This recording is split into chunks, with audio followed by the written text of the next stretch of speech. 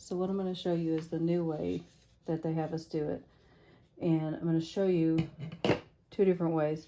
One is using, like, if you were just going to cover a small area, and the other is if you were going to cover a much longer area. Cut it just a little bit differently depending on how much area you're trying to cover. So if you're covering a small area, this is about 5 squares, and this is about the longest I will do this particular technique on. Anything over 5 squares, I usually divide it up like I'm going to show you with a longer piece.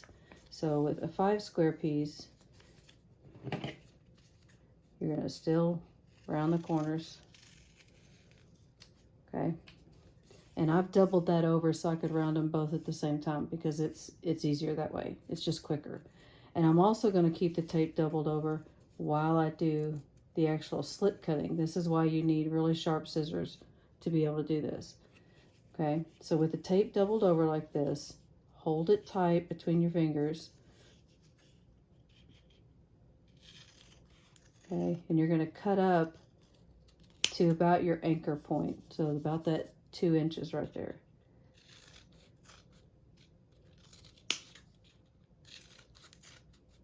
And again, you could cut these as thin or as thick as you wanted, just depending on how big of an area you were trying to cover.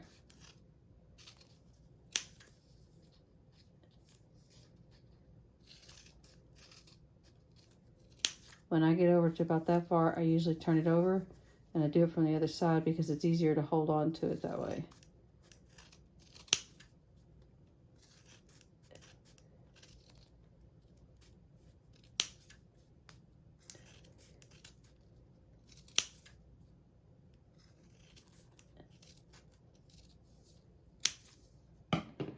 Okay, so there it is with all the different strips cut. Okay, now to lay that down, move that one over. To lay that down, tear the tape right above where they all come apart. That way you can take that off all at once. Okay, so take it down. I always fold it over because it's easier for me to grab later. I don't have to try to like pick it apart. Okay, once you've got it like that, okay, put it on the surface of the skin that you're going to be taping.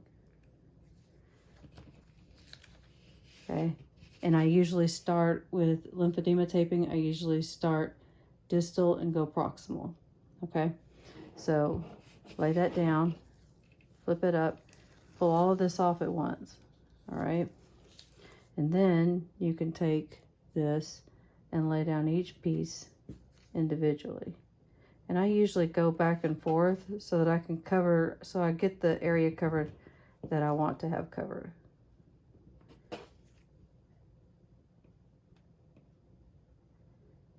And also that way I'm only touching it one time, like in the middle, to get it to lay down.